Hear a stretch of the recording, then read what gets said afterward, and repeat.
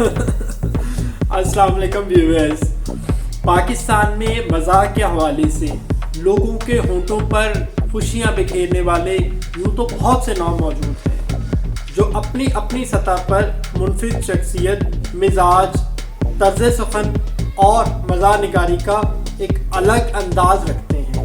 ان قابل قدر ناموں میں سے ایک نام مشتاق احمد یوسفی صاحب کا بھی ہے. یوسفی صاحب دل کو موہ لینے والی شخصیت ہے جو 1923 میں انڈیا کے مشہور خطے راجستھان میں پیدا ہوئے. مشتاق یوسفی صاحب وہ شخصیت ہیں جو اپنی زندگی میں قومی اور بین الاقوامی اور اس کے ساتھ ساتھ حکومتی اور بہت سے مالیاتی اداروں میں اپنی خدمات انجام دے چکے ہیں. انہیں حکومت پاکستان کی طرف سے مختلف اعزازات سے نوازا گیا، جن میں ستارہ امتیاز جو 1999 میں دیا گیا اور اس کے ساتھ ساتھ ہلال امتیاز جو 2002 میں پیش کیا گیا. یہ اعزازات انہیں ان کی خدمات اور فن مزاح نگاری میں منفرد انداز کے عوض دیے گئے. انہوں نے پاکستان کے مختلف مالیاتی اداروں میں اپنی خدمات سر انجام دی، جن میں سر فہرست مسلم کمرشل بینک، الائٹ بینک اور یونائٹڈ بینک شامل ہیں. اور اس کے ساتھ ساتھ وہ پاکستان کی بینکنگ کونسل کے چیئرمین کے طور پر بھی اپنی خدمات سر انجام دیتے رہے. پاکستان کے مالیاتی اداروں میں اس طرح کی بے پناہ خدمات پیش کرنے کے نتیجے میں انہیں قائد اعظم میموریل میڈل سے بھی نوازا گیا. مشتاق احمد یوسفی صاحب 20 جون 2018 کو علالت کی وجہ سے 94 سال کی عمر میں کراچی میں وفات پا گئے. اسکول ماسٹر کا خواب، شام سحر یارا، آب غم اور چراغ تلے، یہ وہ خوبصورت تحریریں ہیں جن کی وجہ سے مزاح نگاری اور اسلوب مصنفی کو نیا طرز راہ ملا.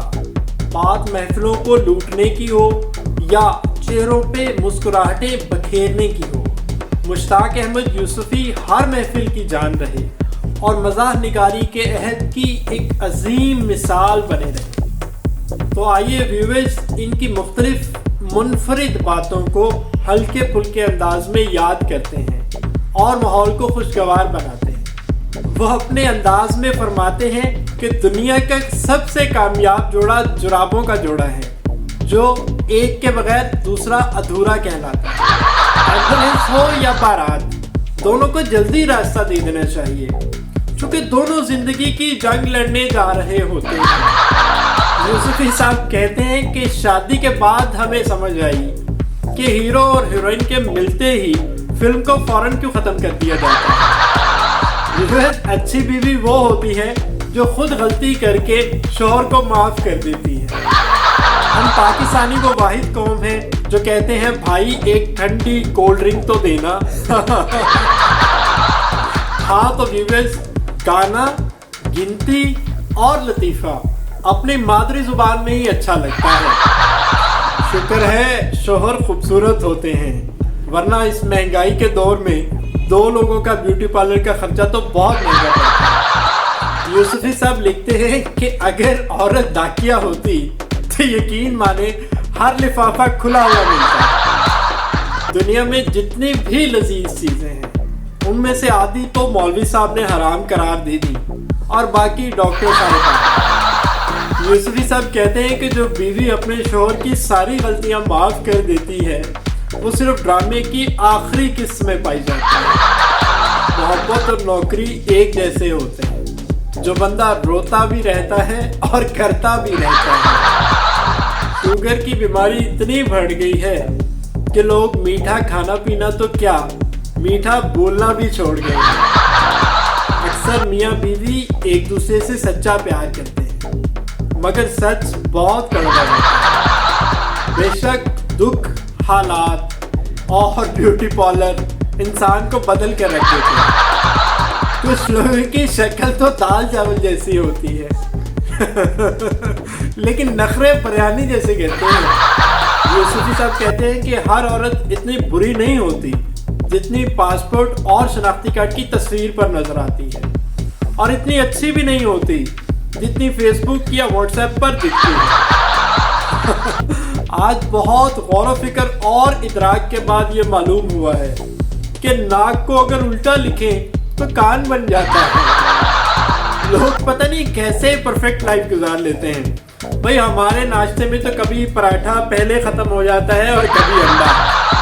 یوسفی صاحب کہتے ہیں کہ ایک نئی تحقیق کے مطابق سکون صرف اسی گھر میں ہی نظر آتا ہے جس میں چارجر زیادہ ہوتے ہیں. یوسفی صاحب کی ایک بات تو ابھی بھی بہت سچ ہے بھائی. ہمارا انٹرنیٹ ایسے چلتا ہے جیسے پہلے دن کی دلہن اپنا لہنگا اٹھا کے چلتی ہے.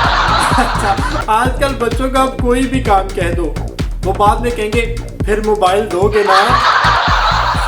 پاکستان میں گھی کے ڈبے سے کار تو نکل سکتی ہے لیکن اصلی گھی نہیں نکل سکتا. ہسپتال کی نوکری بھی بہت عجیب ہوتی ہے. بندہ یہ تو کہہ ہی نہیں سکتا کہ میں بیمار ہوں اور میں آ نہیں سکتا. اتنی عجیب دنیا ہے جس میں ایک عورت دوسری عورت کی برائیاں کرتی نہیں تھکتی اور مرد دوسری عورتوں کی تعریف کرتے نہیں تھکتے. اگر کوئی عورت فیس بک پر صرف الف بے پے ہی لکھ دے تو ایک گھنٹے میں 600 کمنٹ اور ہزاروں لائکس آ جاتے ہیں. ویورز بات اگر طنز و مزاح کی جائے تو ہمارے دماغوں میں خوشگوار ماحول، ہنسی سے بھرپور باتیں، جملے اور قصے ضرور آتے ہیں. لیکن اگر ہم اس لفظ پر غور کریں اور سمجھنے کی کوشش کریں تو معلوم ہوتا ہے کہ طنز کا مطلب دوسروں پر جملے کسنا اور ایسے الفاظ استعمال کرنا جو دوسروں کے لیے ہنسی یا خوشی کا باعث تو ہو سکتے ہیں لیکن جن کے لیے بولے جا رہے ہیں ان کے لیے ہو سکتا ہے کہ تکلیف اور شرمندگی کا باعث بھی ہوتے ہوں. جبکہ مزاح ایک ایسی چیز ہے جو کسی کو تکلیف پہنچائے بغیر سب کے لیے خوشی کا باعث بنتا ہے. مزاح کے موضوع میں کسی خاص شخص کی مثال یا اس کا حوالہ دیے بغیر فرضی کردار، عمومی خیال یا اپنی ذات کو اس میں شامل رکھنا بہترین اور خوشگوار ماحول کا باعث بن سکتا ہے. اور اس طرح ہم اپنے ماحول، گیٹ ٹوگیدر اور میل جول کو زیادہ بہتر اور خوشیوں سے بھرا بنا سکتے ہیں. ایک چھوٹی سی تجویز جو خاص آپ کے لیے ہے کہ خوش رہیں اور خوشیاں بکھیریں. اللہ حافظ.